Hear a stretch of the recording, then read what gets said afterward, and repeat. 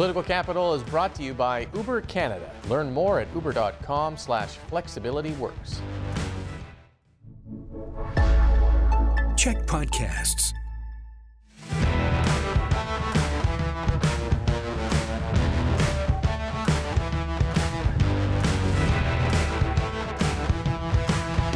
Hey everyone, and welcome to Political Capital, your source for all the latest in BC politics. I'm your host, Rob Shaw, coming to you from the opulent CHEK News World Headquarters in Victoria, back inside the studio for the first time in 2024, having survived snowpocalypse, all 10 centimeters of it in Victoria, which stranded Teslas everywhere around the city.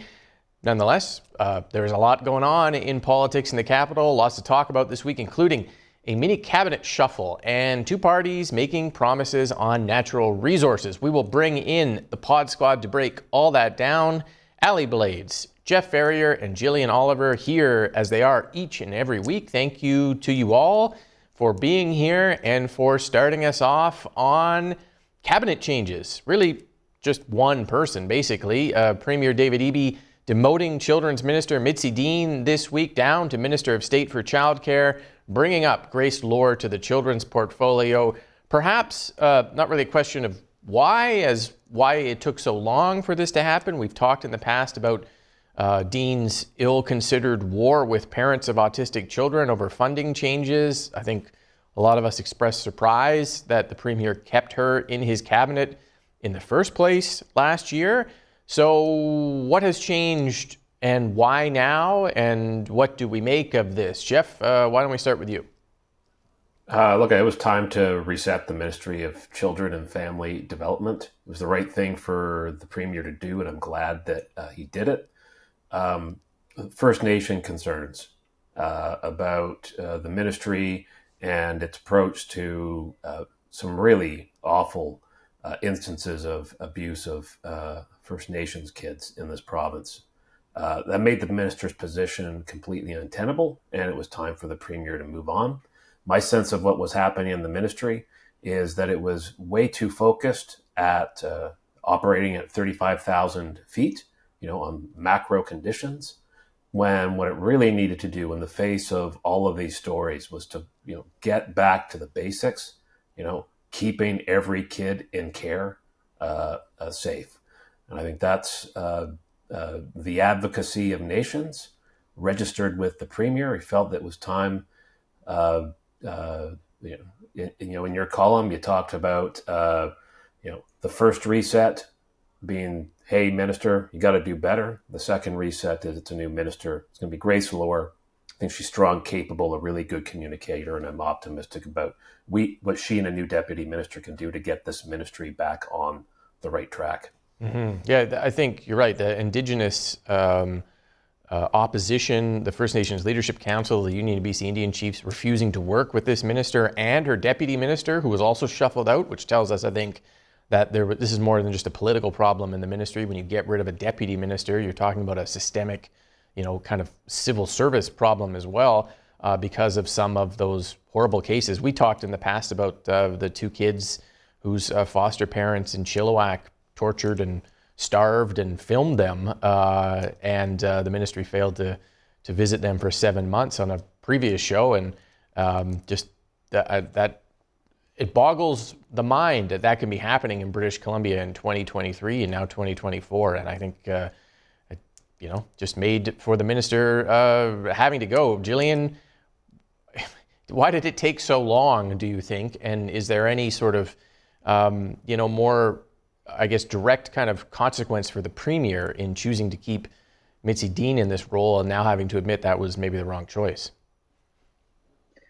Well, I think, with the Premier coming in fresh last year, possibly didn't want to admit, wrongdoing on the part of his own government, and show kind of like a weakness right off the bat coming in. I think, though, it was obvious that this problem wasn't going away. There's a report coming out from the representative for children and youth who's been investigating the case. I think we have every reason to believe that's not going to be a good report for the government. They obviously dropped the ball in this case, and there's clearly some systemic issues that led to the horrible situation that happened in Chilliwack, as well as, many other issues. The representative had a report out last year that in 2022, over 500 children went missing from care. So there's a lot of issues that still need to be dealt with, even after, they've let the staff involved in that particular case go, but there's still a lot of systemic work to be done. So I think, the government wanted to get ahead of it instead of demoting or shuffling the cabinet in the wake of a bad report like that. Do it now, where he can, try to say with a straight face that this wasn't why the shuffle happened. But, I think they're probably not done dealing with this issue, and having a stronger communicator like Grace Lore in the position when that report does come out puts them in a better position to try to weather it when they have to face the media about that. We debate in politics all the time, the performative aspect of it, a minister's ability to stand in the House or stand in front of a camera and answer questions, and whether that really equates to competency and in the job. Some ministers are awful at it, but great at leadership in different ways. But there was just an entirely missing aspect under Minister Dean of being able to explain what the ministry was doing in response to these cases, or how it was improving or checking on the welfare of kids, and just cascading series of disastrous interviews that she had to go through as well, which seems to have maybe undermined her ability to do that job. Allie, can we extrapolate anything from this on the way Premier Eby oversees his cabinet and kind of his government, and the leeway he's giving ministers, or the rope that they have to kind of execute reforms based on how this played out? Well, I don't know about that, but it's about time that this demotion happened. It's not like groups have been asking for this for about 6 months now, including the opposition with the BC United. What I found most interesting about this, the whole announcement about this, like, we've been asking for the resignation of Mitzi Dean for her complete failure on the file. But then in a phase 2 approach, what I found most interesting were actually the BC Greens and how they messaged this once the announcement was made. The BC Greens came out because the spotlight is always on them for good ideas. And Adam Olsen came out with, okay, step 1 is done. Now can we move on to mandatory BC College for social worker registration, enhancing family supports? So they messaged this very well, and I want to give them kudos. They got the resignation, and now they're moving to a solutions-oriented approach. So I think the winners here are really the BC Greens in how they communicated this. Now, we talk about how this is going to affect the political landscape. I think this is a bit of a shield for David Eby in that she's no longer leading the file because of that failure. So he gets to put a little bit of a barrier between him and Mitzi Dean, despite the fact that on paper, she was very qualified to lead this file as a former social worker. But I think the next approach here is, in an election year, let's not forget this, because we have an opportunity to also vote her out. So if voters and British Columbians are disappointed in how she led the file, well, she's no longer leading the file, but now maybe there will be a discussion on ensuring that she doesn't win her local riding again, so that she doesn't become a cabinet minister ever again. Mm-hmm. So I'm excited to see how the conversation evolves in that regard. And so I don't think she's really going to escape it. Certainly not on the doors when she gets to campaigning. Assuming she's even running again. I'm not entirely sure if that, I don't know. I would have to check to see if she's announced that she's running again or not. But for sure, that will probably play out in her local riding battle. Just to go back here on this, and I'm just going to leave this open to anyone who wants to jump in, but do we think that this means that we're not having a cabinet shuffle before the election in October? Typically, this would, we would have one kind of maybe post-Christmas or something, or maybe we're looking at it in the summer. Does this mini cabinet shuffle target just Mitzi Dean, and that's the only reason for it? Or is the Premier saying with this, I'm confident in everybody else and I'm going to leave them in place right into the election, whether they're running or not? Leave it open, jump in if you want. If you think we're not having a cabinet shuffle and we're carrying through to the election, tell me why. Okay, we're not going to have another cabinet shuffle and we're going to carry through to the election. This was a cabinet shuffle that happened because of particular dynamics where First Nations had lost confidence in a minister, and the Premier had to recognize that and make changes. I think his focus now is on maintaining continuity in the ministries that he has, so that when he goes to the voters in October, he could say that this government did everything in its power to be focused on the issue and get things done, and avoided being sidetracked by vanity cabinet shuffles that may have helped the party politically by putting in the window some people who are running again and creating some profile for them, avoiding that and focusing on the issues. And I know we're talking about the cabinet shuffle, but I want to say one thing. It's a piece of advice to this particular ministry about your success metrics. Ministry of Children and Family Development, reading through your ministry service plan. You got a lot of success metrics. Can I suggest that in this new iteration that you include one that is number of children and youth in care who died because of neglect or abuse? And the target should be 0, and anything higher should be seen as a failure. That's where you need to be focused. And so get on with it and get it done. Mm-hmm.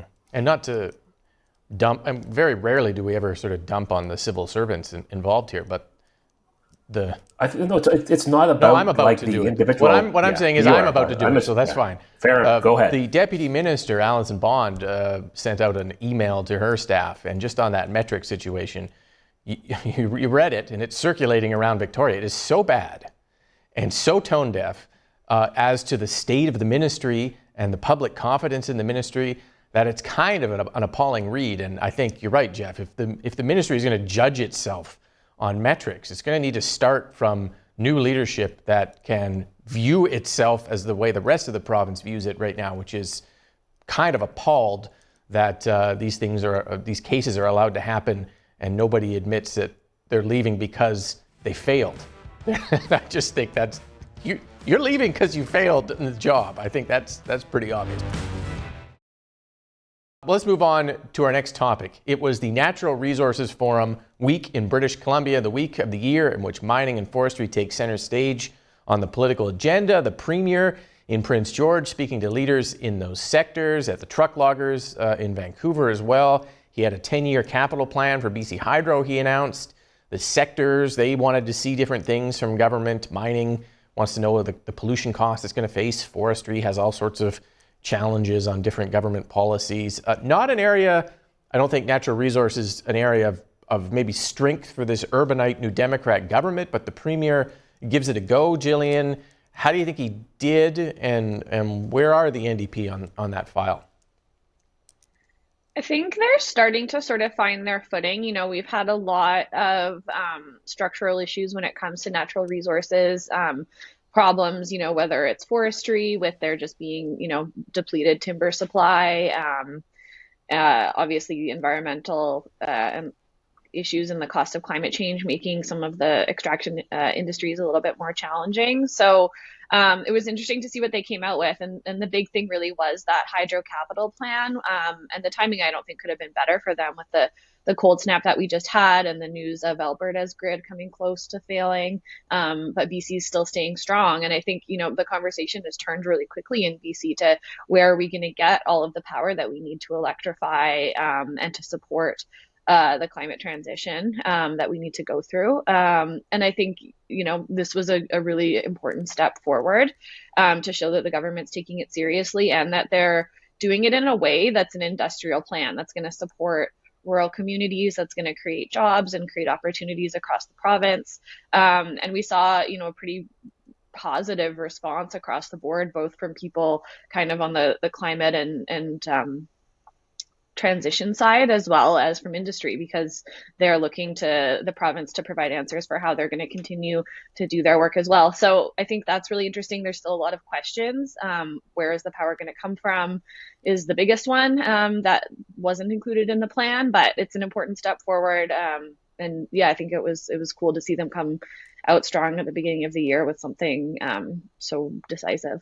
It is interesting though, Allie, and Jillian's completely correct here, that like the environmental movement came out and a lot of environmental groups saying it's great. The forestry and mining sectors, who the Premier was supposed to be speaking to, still expressed a lot of concerns about uncertainty on permitting and consultation and policies and different things from the NDP government. So I'm not sure if it landed with the audience in the Natural Resources Forum, or what did you think? Well, that's a brilliant observation, and I think that skepticism from the natural resource community and industry is that while this announcement is great, yes, because of what we saw in Alberta, and Alberta potentially even having to rely on other provinces to take care of their electrical grid, this political party in the NDP haven't signaled that they truly support the energy industry in the past. So therefore, in their announcement now, it's great, but it's somewhat out of left field in that, are they going to be able to see it through? And I'll say this because the political posturing of the NDP during the BC Natural Resource Forum this week has been as a benefit of investments that the former BC Liberals and Christy Clark had made in taking a leap of faith for things like LNG. And so now we're seeing the economic benefits of it, but it wasn't because of the NDP. It wasn't because the NDP were creating an economic landscape where we're building trust and opening up for investment in this province. And that's the message that I think that Kevin Falcon was trying to convey this week, of the NDP have been the party of no, and the NDP have been a party of not really taking that leap of faith like we saw with Christy Clark. Now, the other part of the BC Natural Resource Forum that I thought was very interesting in the overall political landscape is that despite John Rustad, the leader of the BC Conservatives, being the former Minister of Forest Lands and Natural Resource Operations, he was practically invisible this week.